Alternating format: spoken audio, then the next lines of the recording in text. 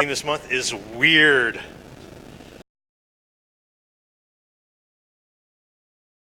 This month, 150 cities will get weird. The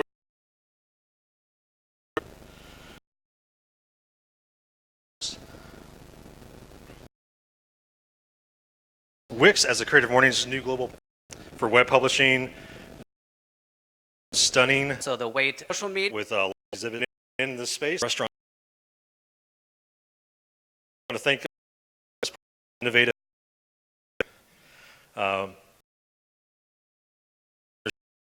Use a separate editor at shutterstock.com/MT for digital creatives. 96 they have at pop. So event morning project. There'll be a couple speakers. 18th, it's a Thursday night. We for production, and we want to thank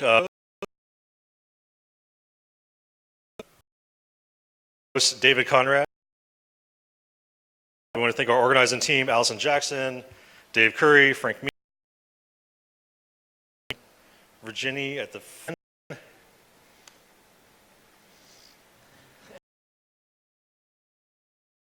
all right.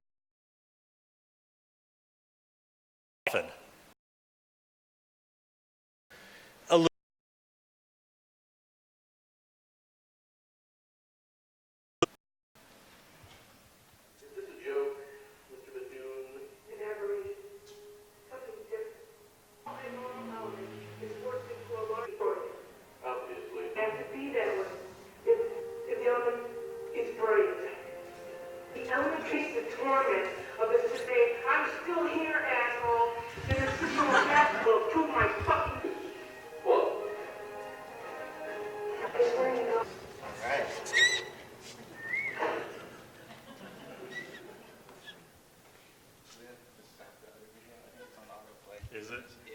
We'll get some unfun audio.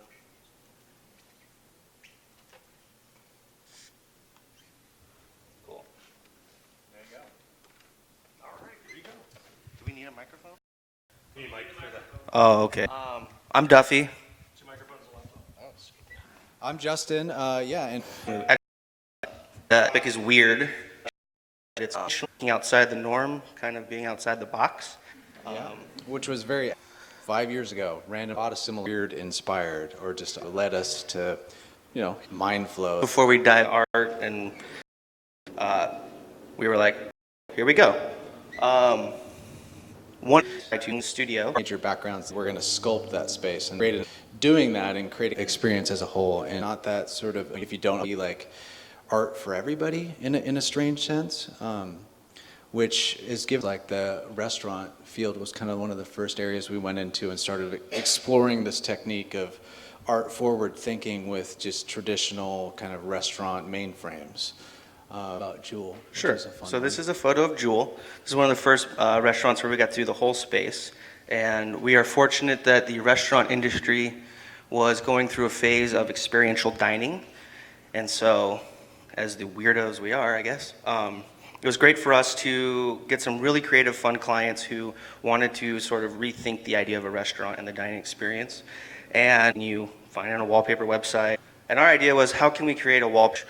So, painstakingly 13 by 13 inches at a time. Bigger screens. This kind of this fantastically successful paper. Not to toot our own horn.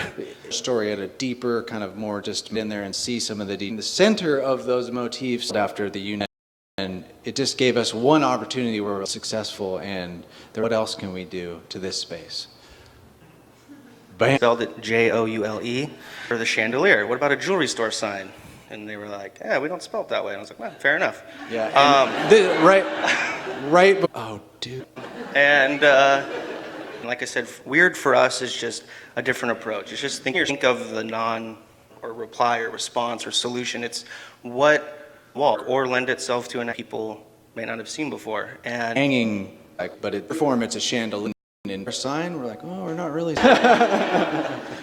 it's very fortunate. We want some to hold the booze, and we came up with this tip. The Belafonte is this is going to started making it Now and then like a wrestling room with matcha. to make a wrestling ring. So the boat has a Because it's a restaurant and they serve seafood.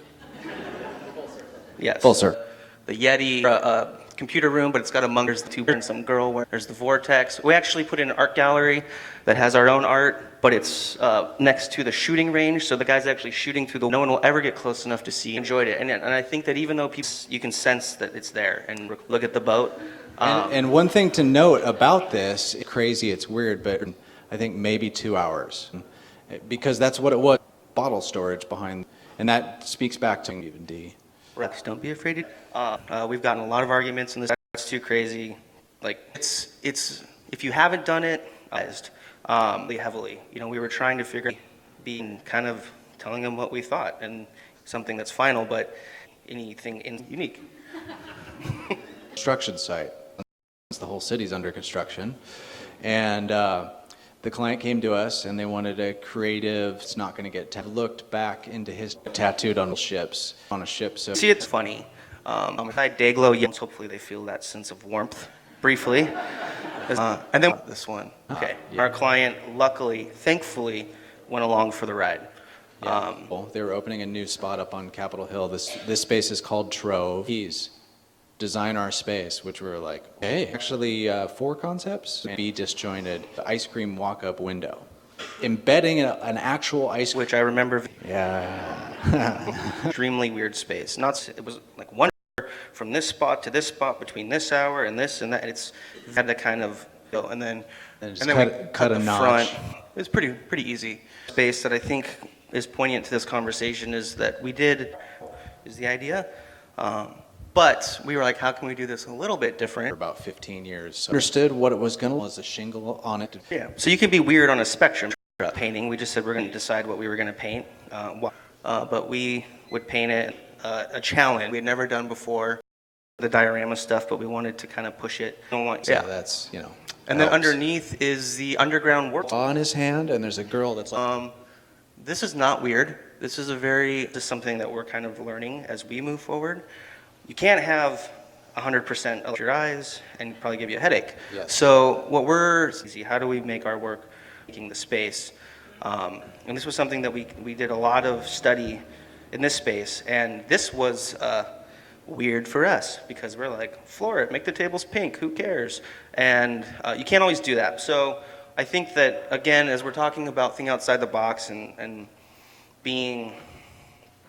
coming up with interesting solutions, it's also really a balance too of understanding how's that going to work, how can you make this a reality? And I think that having a sense of things, if they don't get so distracted or they don't get... What we did for this space as an example, we created a very basic color, black. And red. And the red is on the ceiling, yes. Yeah. But that was the front where you saw the truck and that noodle bar is all white because you get black. So that's, kind of centered by this white mass. And then the back, it's kind of blends it all together so that you realize you're walking through that sort of, baseline thought process, which allowed us to inject those crazy moments that he's talking about, but keeping it all kind of clean and concise at the same time. All right, so we'll quit boring you about our process. So this is another wallpaper. We said it's crazier. It's Godzilla attacking the city of Seattle. He's actually snapping the Space Needle in half. But it's so from a long distance you wouldn't really know, but if you get up close, you can see all the carnage. There's like chainsaws. The ice cream truck's in there. And then what we did to really tie this whole place together is if you look in the gas cap of the ice cream truck, we actually built a 3D diorama of this scene of Godzilla destroying Seattle. It's like perfect kid height, so it's not really meant for adults. If you want to see it, you got to earn it. You got to get down on your knee and like look in there. But we really wanted to bring it full circle, so front to back. And yeah, so that's we've started to feel like we definitely dove. And we're like, well, we've done videos before. Stories about what comes down the hill, and we're like, oh yeah, cool. And then our other partner, Stefan, who's not here, I got an idea. And without asking any of us, he got up to the chalkboard and he drew this crazy sketch of this, which is a boat that's back and forth, and then there's a 20-foot canvas behind it that rotates. Basically, every single thing on this thing. So we sat down with Stefan and we said, all right, another fun story. The first 3 times, We need this in a month. So we cranked this piece out in a month. And then it took 11 months to fix it. Yeah. Works like a dream now. Yeah, though. now it works great. But this was really rad because, Stefan went off the deep end and pitched this. The studio were like, all right, this is crazy, but we're going to 701 moving parts. So the whole back end was a completely different process. And that kind of put us in a new, which is a scary space, but like we can do anything. You'll never know. You might figure something out. Well, we did that on the last project. We can't do our own envelopes, We're out. We did that 3 times already. What's a different way to do it? Welcome to Oasis. Oasis. This yes. is one of our favorite projects, one of our newer projects. This just opened up a couple months ago. This is completely different than anything we had ever done. This was, again, something that we pitched to a client, and then they left, and we're like, okay, how are we going to make this? And which is a kind of a theme. Yeah, definitely. This was really weird. We have a rocket man taking flight. I think that, one of the... Yeah, that's him, actually. We put that... Piece was a departure for us because, typically some of those other pieces you saw are very heavily modeled with your kind of more traditional stuff. Like, Macklemore's got... We get a lot of weird looks when we're shopping because we did a project where when we did the boat, we had to buy a toy. Like, we were looking for models, so we went to toys. Yeah, I was pushing him in the shopping cart, so that probably didn't... You're a child and you're like going through the store and you're always like, oh, I want that, I want that. And then you're an adult and you're like, I can afford all this on someone else's budget. I'll take that, we'll take that. So, anyway, I digress. So this, I can't think of another word besides weird. Abnormal? It's made of all this stuff, and up close, there was a ton of stuff hidden. We're approaching our work is we want it to be layered. We want there to be different levels. And part of that is putting the level. What can you put in those layers? And in order to keep pushing forward and keep up that level of weirdness. Yes. Yeah. And I think that that's really, maybe not to you guys. I don't know if you guys are graphic designers or UX designers, and I know that there's all kinds of rules that we're doing in our weird little world. I think we're going to grow. We always win. We have kinds of mishaps. But we tend to occasionally win with things like this, and it's from just kind of that's been made, or make something normal, or make something that people expect. And I think that that's kind of really the goal, or the main point of us being here. Yeah, and thanks for having us. Is that it? I think so. There's the Rocket Man. Up close. Yeah. He's got a great look on his face. Does he? There we go. All right. Thank you.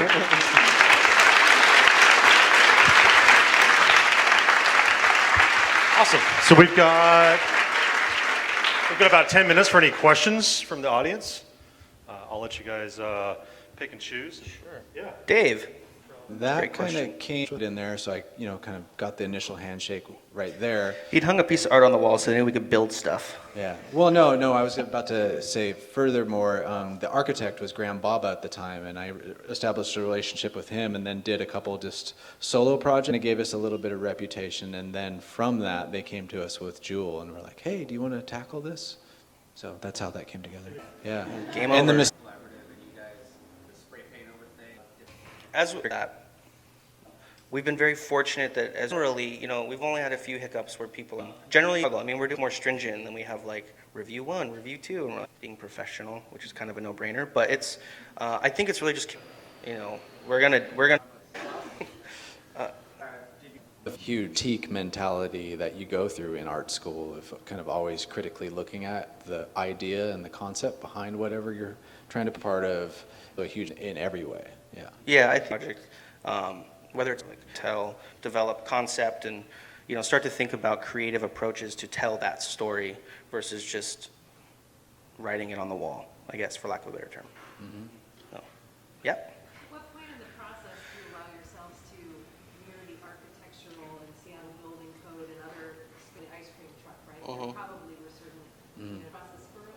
Just right out of the gate. Yeah, absolutely. Because, like I said, concepting process, like potential boundaries you're going to run into in that sort of brainstorming process. We've also learned the hard way, so we've learned some code along the way. Yeah. Yeah, and we're fortunate now. Most of the projects we're getting in rather early, so we have the opera developers, so it makes it easier. Yes. Do you think about how your audiences will interact with your work, which in today's day and age in restaurants and public spaces, like taking pictures and sharing and Instagram and everything like that? Have you seen your work be shared? Consider, whether we social currency, we're paying, they're paying us to create this installation. So like, what's the ROI on that? And part of that is sharing through social media or documenting. And we've been fortunate that we can generally count on people. Yeah, and another thing we do with that is we kind of take an approach of, if we did and we came upon it, out in the public, critical eye, like, would I take the time to just get in there and check out the details, people's attention, because in data information.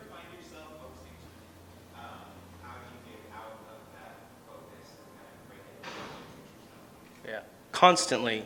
There's three of us, so inevitably somebody will focus on some small detail and how are we going to do. There's three of us, so someone will go, yo, we got to figure out what color we're going to paint it. Don't worry about that nut. And Yeah, bolt. or they'll just come by you and paint right over what you're focusing on. And you're like, yeah, okay, we're good. I'll go over here then. Yeah. Being that we're a group, there's checks and balances, and so we hopefully, as we're working through the process, somebody at some point will be able to realize what we need to be focusing on versus what we might be focusing on. Mm-hmm. So, an eye calendar keeps us on schedule. Oh, who are we pointing to? Long hair, pulled back, beard. Yep. We'll get to you next. Sort of being weird and creative and break out on a large canvas where somebody comes to you and is like, hey, we have a project, blank canvas, just do something with it, make it cool. Can you maybe think of a time or speak to a time where you were forced to be much more weird and creative, but on a really small scale within tighter constraints? Because I think creative have a very granular problem that they have to solve. Right. And be creative with. A magazine, which is out on the table there, is a That's kit- not small, though. Not small? Well, in a sense, it's a small kitchen, but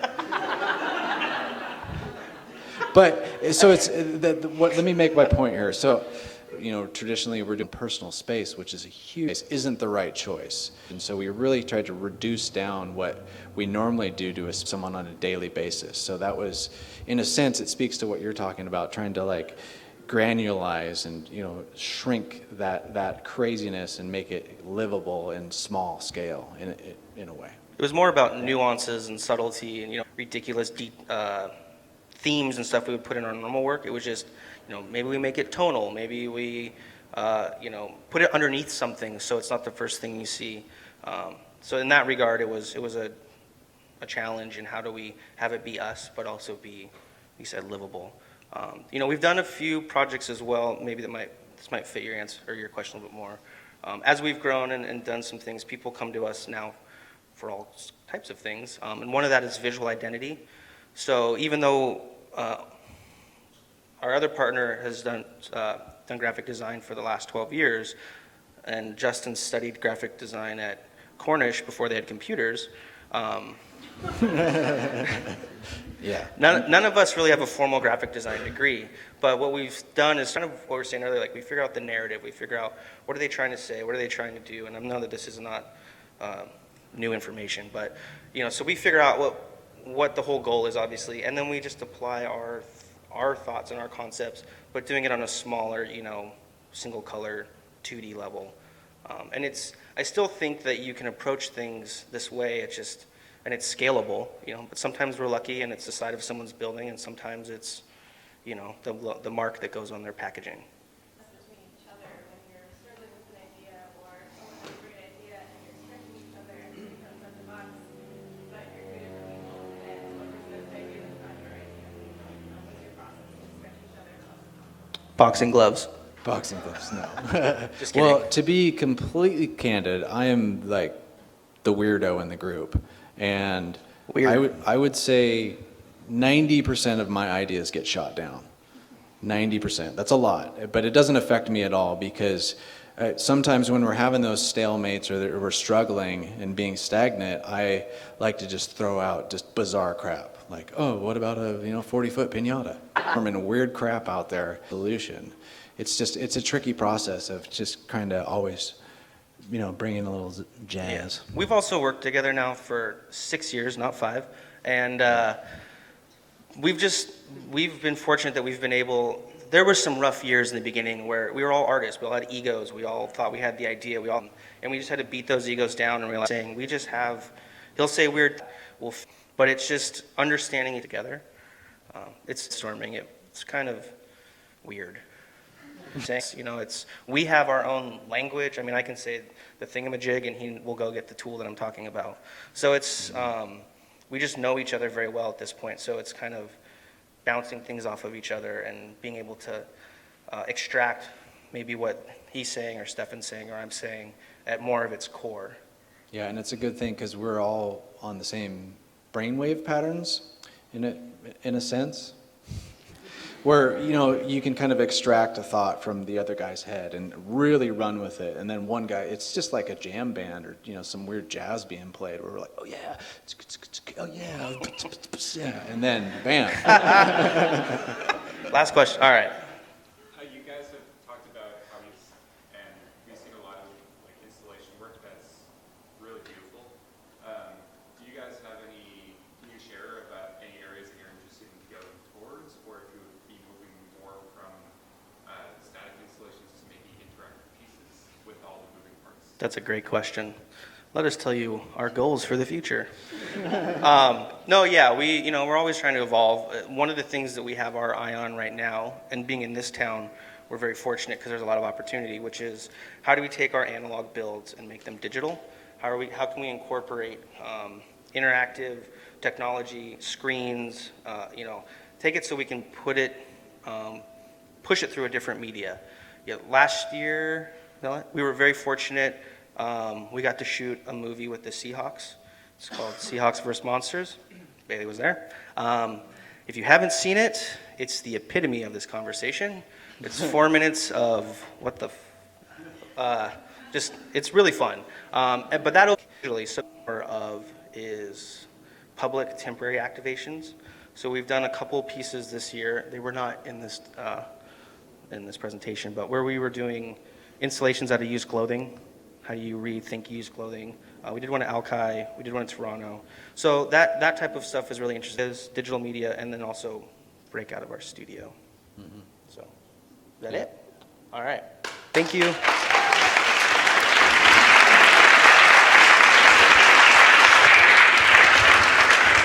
That's it.